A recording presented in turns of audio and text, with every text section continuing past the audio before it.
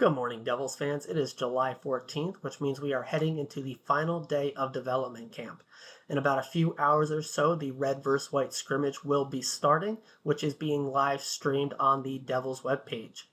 I can't wait to actually be able to watch some of our prospects with my own eye, give my thoughts and opinions on how their play are, because so far this entire week has mostly just been piecemealing together various opinions I'm seeing across social media, as well as talking to individuals that have attended the events throughout this week.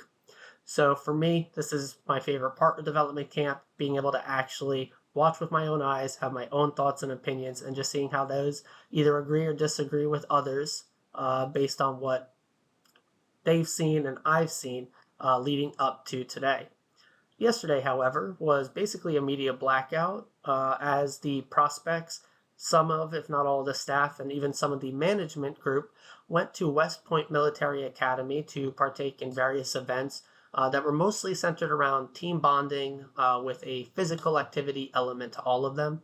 The biggest two I saw was the leader reaction course and hiking the Trail of the Fallen.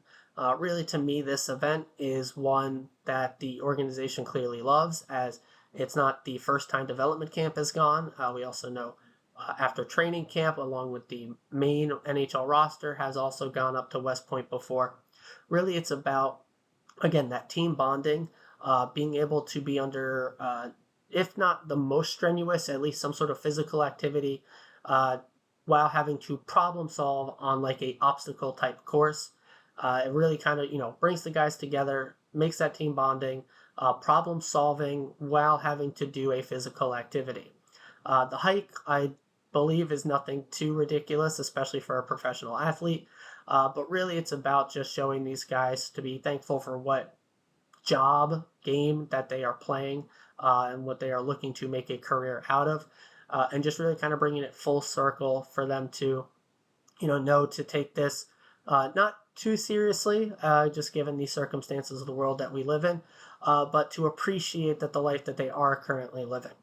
So I think from what I'm hearing from players that have done this in the past, staff, management, their thoughts afterwards that always come out. This is one of the more loved events that takes place during the week, probably just because it's a bit different than what a lot of these guys have ever done in the past with the team. So if the players are enjoying it and they take a lot out of it, that's really all I care about in the end. So it's all good in my book. A few other pieces of news that kind of came out yesterday that I was not fully aware of. For the second year in a row, we actually brought in a couple coaches from the NHLCA, one from the Female Coaches Development Program and one from the BIPOC Coaches Program. Lindsay Berman, she's an assistant coach with Northeastern University women's hockey team, and Leon Hayward, an assistant coach for University of St. Thomas's men's hockey team. Really, I think this is a great opportunity, not just for the prospects and our coaching staff, but for these two individuals, obviously, as well. Let them really see what a NHL-led coaching program is like. Lets them bring some of what we're doing back into their game. But also, I think it's great to have these outside opinions come into our coaching staff, a completely different point of view than maybe they are used to. And especially these types of programs are excellent in my book. The more people we can bring in from different walks of life, different worlds, just different opinions, I think is always valuable. And you really just want that across the board. Someone's going to have a different life experience from you and is going to just see and view things completely different than you ever could. It's just the way of the world. No matter how worldly you are, you do not share the same experiences as everybody else, obviously. So having as many different ones as possible, as wide an array of people that you can have in a room talking and discussing things. Obviously, you want some expert opinions. You want these people to be in the know, which these two very much are. It's not just talking about bringing in anyone because they are different, but people that have an expertise that is in the same world as yours, but comes from a different upbringing, different roots. Again, I cannot sing the praises enough of our organization doing stuff like this. I think it's absolutely excellent.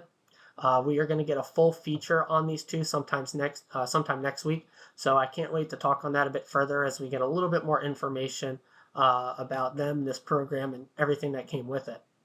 kind of in that same vein, the Devils yesterday talked about their Buy Black program, the fourth year that they are running this, and I hope they do it for the rest of my life and beyond, as it is an excellent program that they are doing.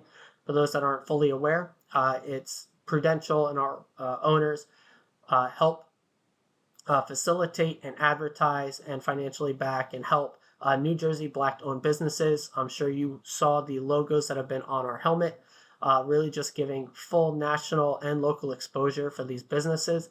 I'm a big, as I keep saying, Jersey guy, Jersey boy.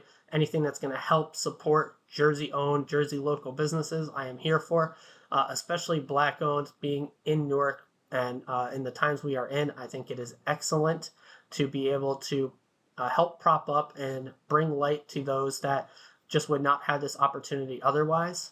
In the past, we had Newark Paper Company, Flo's Tasty Treats, Razoo, and now most recently, LeGrand Coffee House.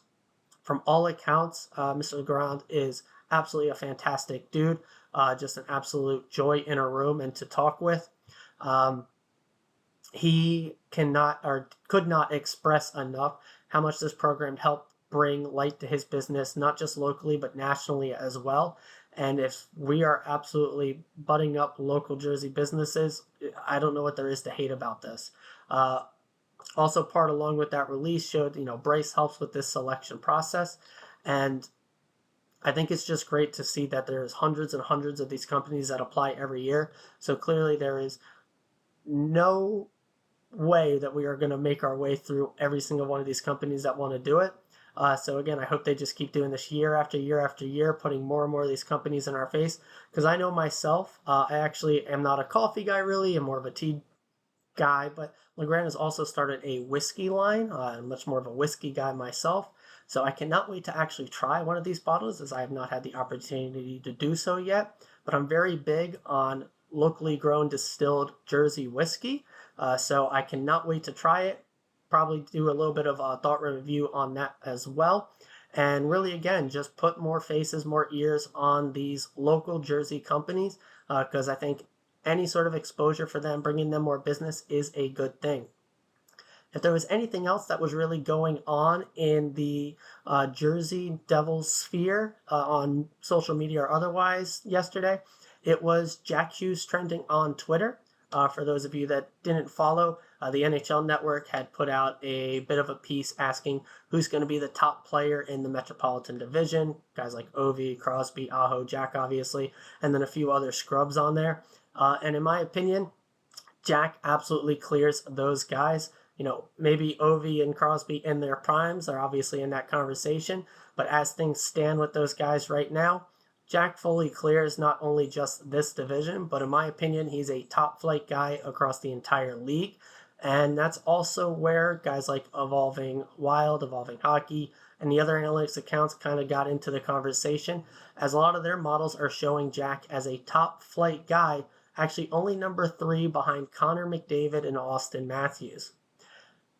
I agree with that. I actually think Jack is better than Matthews, and I think he's going to at least be sniffing behind McDavid for a lot of heart conversations going forward. McDavid is obviously an otherworldly type player. I'm not going to go full homer and saying Jack clears him every year, but I think Jack will at least maybe have McDavid thinking about him in the back of his mind, as Jack is just that good in my opinion. So I cannot wait for this next season. If we get a fully healthy Jack, I just don't see how he does not put up over 100 points. He's got a stronger top 6 to play along with. We should have a stronger, better power play. And just those things alone, again, if he is healthy the whole time, he put up 99 last year with less support and with missing some games with injury and needing time to ramp back up when he did come back from injury. So a healthy Jack on this team, all cylinders firing, we're going to see more franchise records set from this guy this year and years to come. So I cannot wait for that. But yeah, let me know what your guys' thoughts are on this development camp so far, our different programs that we're running here with our organization, Jack taking the league by storm. And yeah, again, I cannot wait to talk tomorrow. I cannot wait to give my thoughts on actually watching these prospects, because I just think I have a different eye than other people on these things. So Let me know what you guys think. I hope you have a great rest of your day. Let's go Devils.